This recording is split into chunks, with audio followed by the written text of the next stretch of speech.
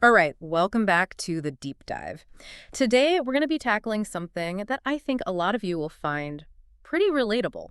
Oh, yeah. Um, you know how sometimes you find yourself trying to learn something and it's really complicated and there's no like easy step-by-step guide? Right. Like troubleshooting some weird computer problem or maybe trying to understand a financial concept with all these moving parts hmm or even learning to write, in a way that really grabs people's attention. It's not just memorizing grammar rules. Absolutely.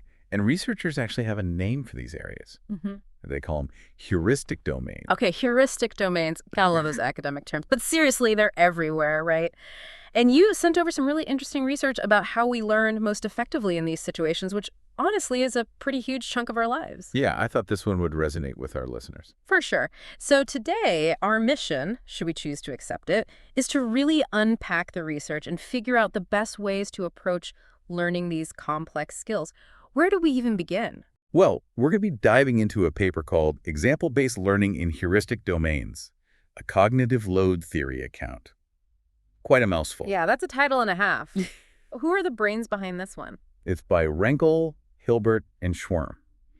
And what makes this work so cool is that it hones in on how we learn from examples in subjects where there's not some clear algorithm things like building a good argument, proving those tricky math theorems. Like the ones that always gave us trouble back in school. Exactly. Or even mastering a creative skill like writing effectively. It's not like your basic math problem where you just plug in numbers and get a neat answer. Right. No simple formula for those things. So the big question they're tackling, and it's a question we all face as we learn, is whether the learning principles that work so well for those clear-cut topics like memorizing your multiplication tables still apply when we're trying to master these more open-ended heuristic skills. And if so, how do we optimize the way we approach learning in these areas? That's going to be incredibly relevant for everyone who wants to keep learning and growing, right? Absolutely. One of the most fascinating things they explore is something called the work example effect, a fundamental concept in learning theory. Okay, break that down for me. So the basic idea is that when you're first starting out with something new, it's actually much more effective to study a problem that's already been solved step by step rather than just jumping in and trying to solve it yourself from scratch. Makes sense. Think about it like trying to learn a new recipe, but you're in a crazy, messy kitchen with the phone ringing and, life happening all around you. All that extra distraction is not exactly helping you focus on the steps. Right. It's like mental clutter. Uh-huh. And seeing a worked example, a problem with the full solution laid out, it saves you mental energy, reduces what they call extraneous cognitive load. Extraneous cognitive load. Gotcha. So Okay. basically, all the mental noise that's not actually helping you grasp the core concept. Precisely. And that freed up mental space lets you focus on understanding the underlying principles that's germane cognitive load, the focused mental effort your brain uses to actually internalize what you're trying to learn. So, like with our recipe analogy, that would be focusing on the actual techniques and principles behind the recipe, not just the individual steps. Exactly. And what Renkel and his colleagues wanted to investigate was whether this worked example effect, which is well established in areas like basic math and physics, also holds true when we're tackling these less structured, more heuristic skills. Like learning to craft a persuasive presentation or diagnosing a car problem. There's often no single right way to do it. So the million-dollar question becomes, can we really learn these more fluid, less structured skills by studying examples of how others have navigated them? And the research suggests that, yes, the core principle definitely seems to apply. Observing how someone else has successfully tackled a complex problem, even without a strict algorithm, can still be incredibly effective for getting started and building that initial understanding. Okay, this is where I think things get really interesting. The researchers highlight a crucial difference between the types of examples we see in those algorithmic areas and the ones we encounter when we're learning heuristic skills. They introduce this idea of double content examples. Oh, yes, double content examples. That's key. Okay, so for those of us who aren't cognitive science PhDs, what exactly does that mean? Well, in your typical work example, you usually have one core topic, Yeah. right? Let's say calculating the volume of a cube. It's presented in a fairly simple scenario. That's a single content example. Makes sense. But when you look at examples in these heuristic domains, they often involve two distinct levels of content. There's the actual skill you're trying to learn, let's say, how to write a really convincing cover letter. Ugh, yes, those are always a challenge. Right. But then there's the specific topic used in the example itself. Maybe it's a cover letter for a marketing position, and you need to understand something about marketing to really get the example. Okay, I see where you're going with this. So to truly learn from that example cover letter, you need to understand both how to write a good cover letter and something about marketing. Exactly. You have to grasp both levels to really benefit. That's the essence of double content examples. And this can be a trap for learners sometimes because they might think they're struggling with the skill when actually it's the example content itself that's tripping them up. That's a really good point. It's easy to get those two things mixed up in your head. The paper talks about some really interesting examples they used in their research. Can you give us a sneak peek into those? Of course. One area they looked at was people learning concept mapping, visually organizing information. They used examples based on things like project management and financial planning. So you had to grasp the principles of concept mapping and have at least a basic understanding of, say, project timelines or investment Well, strategies. that's like a double whammy of learning. Another area they studied was scientific argumentation, using examples about the impact of exercise on mental health, or arguments for and against a specific educational policy. Again, two different content areas to juggle. They even looked at learning to recognize various artistic styles, using paintings as examples. Interesting. So would that be a double content example too? Actually, they classified that one as heuristic single content because the focus is purely on those visual characteristics of the styles themselves, even though recognizing a style is a heuristic task. Think about it like learning to identify different genres of music just by listening. You're focused purely on the style.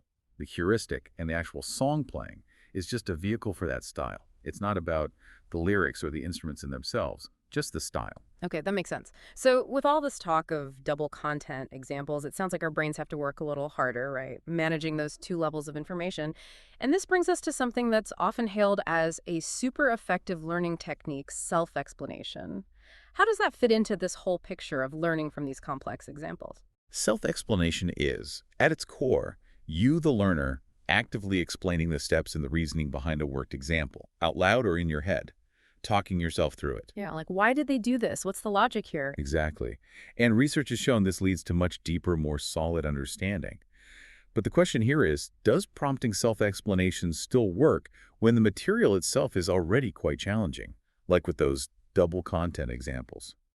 Some cognitive load theory research suggests it might be too much for your working memory to handle all at once if the material is super complex. That makes sense. If you're already struggling to grasp the example content itself, then having to explain it on top of that could just overload your brain.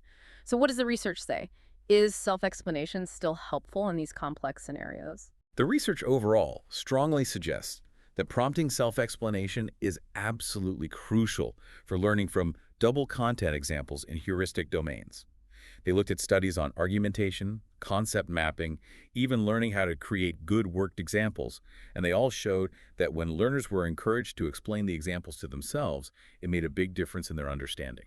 That's really encouraging to hear. So even with complex material, actively engaging with it and trying to understand the why behind each step is a winning strategy. But the paper also mentions a little caveat here, something about combining self-explanation prompts with gaps in the examples. What's that all about? Ah, yes. This is a really interesting point. Sometimes when designing learning materials, instructors will use what are called completion problems. Okay, I've seen those. It's like a partially solved example with blanks you have to fill in. Exactly. The idea is to make it more active. But some research, particularly by Hilbert and his colleagues in the context of learning mathematical proofs, found that combining self-explanation prompts with these gaps actually seemed to hurt learning. It seems that the extra mental effort of figuring out the missing steps, on top of trying to explain everything else, might actually overload your working memory, just like some of the newer cognitive load theories predict. That makes sense. It's like trying to juggle too many mental tasks at once. Right. So while self-explanation itself is super beneficial, it seems we need to be careful about adding too many other demands on top of that. Okay, so self-explanation, check. Now, what about the role of the instructor or the learning materials themselves providing detailed explanations alongside the examples?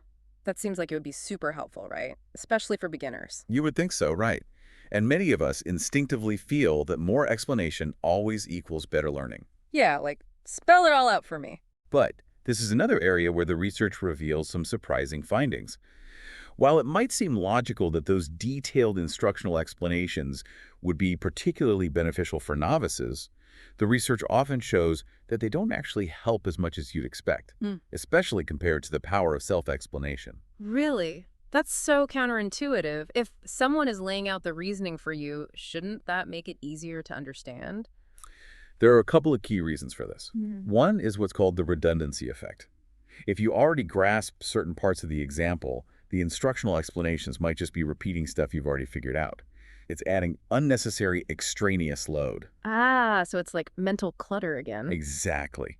Another reason is that if the explanations are too readily available and too detailed, it might actually discourage you from putting in the effort to think it through and explain it to yourself. So you're not really actively engaging in the sense-making process. Exactly. You're more passively absorbing the information, which isn't as effective for long-term learning. So while it might feel comforting to have everything spelled out for you, sometimes less is actually more when it comes to your actual learning. Try wrestling with the example a bit before you dive into all those explanations. That's a great reminder. It's like the difference between being told the answer and figuring it out for yourself. The latter always sticks with you better. What specifically did the research on heuristic domains find about the role of those instructional explanations? They found that providing too much process information, very detailed explanations of how and why things were done in the example, could sometimes actually hinder learning, especially in areas like learning instructional design theory and troubleshooting. Wow, so even with complex stuff, there's a risk of over-explaining things. It seems so. But there is a potential upside. Some research indicates that even if detailed explanations don't necessarily lead to better learning outcomes, they might make learners feel like they're getting more out of the material. Interesting. So it's like the difference between feeling like you're learning and actually learning. That's a really important distinction, especially for those of us who are designing courses or choosing learning resources. We need to look beyond just those warm, fuzzy feelings and focus on what actually leads to real understanding. Absolutely. Okay, so we've covered a lot of ground here. The power of examples, the benefits of self-explanation, the sometimes tricky role of instructional explanations. And now I want to touch on another important aspect highlighted in the paper, the crucial role of prior knowledge. We all know that what we already know going into a new learning experience influences how easily we pick things up. But with these double content examples, it sounds like there's another layer to consider. Yes, there is. Traditional cognitive load theory tends to focus mainly on your prior knowledge of the topic you're directly learning. But with those double content examples, the research emphasizes that your prior knowledge of the exemplifying domain, the topic used within the example, also plays a huge role. If you don't have a basic grasp of the example content itself, it becomes that much harder to understand the skill it's trying to illustrate. Can you give us a concrete example from the study to really bring this home? Sure, Schrum and Renkel did some fascinating work with future math teachers who were learning to design effective worked examples, kind of meta, right? They found that teachers who already had a solid understanding of the mathematical concepts used in the examples were much better at learning those principles of example design. But if they were struggling to understand the math itself, the exemplifying domain that took up mental energy and made it harder for them to focus on the example design principles, the learning domain. However, in their study on argumentation skills, knowing a lot about the specific topics used in the examples, like stem cell research, didn't seem to have a major impact. The researchers think this might be because those topics were generally easier to understand, so they didn't create that extra cognitive load. So if the example topic itself is super complex or unfamiliar to you, it can become a real roadblock to learning the actual skill being taught. Right. And the key takeaway here is that in those cases, some pre-training or foundational learning on the exemplifying domain might be really helpful. If you know that the example content is likely to be tough for you, taking some time to build a basic understanding in that area before diving into those double content examples can make a world of difference. It'll help reduce that extraneous load and free up your mental bandwidth to focus on the core skill you're trying to learn. Fantastic advice. Okay, so we've explored the power of examples, the importance of self-explanation, the sometimes counterintuitive role of instructional explanations, and the dual influence of prior knowledge. The final key point I want to touch on from the research focuses on where we should be directing our attention when we're learning from these double content examples. Should we be trying to deeply understand both the skill and the example content at the same level? That's a great question. And the research suggests that it's usually more effective to focus your attention primarily on the learning domain, that specific skill you're aiming to develop. Trying to deeply process both the skill and all the details of the example content at the same time can actually lead to cognitive overload. And it doesn't necessarily improve your learning of the skill itself. It's like that saying, if you chase two rabbits, you'll catch neither. You don't want to get so lost in the weeds of the example that you lose sight of the forest, the bigger picture of the skill you're trying to master. Exactly. While having a decent grasp of the example content is important, your primary mental effort should be directed toward understanding and internalizing those principles and strategies of the learning domain. So let's distill all of this amazing research into some actionable takeaways for our listeners, the learners out there, who are constantly facing new and complex challenges. What are the big things they should keep in mind? Well, first and foremost, examples are powerful learning tools, even when you're dealing with skills that don't have a neat step-by-step formula. Whenever you're trying to learn something new in a heuristic domain, actively seek out well-structured examples of how others have approached it successfully. And it's not enough to just passively observe those examples, right? The research really underscores the importance of actively engaging with them.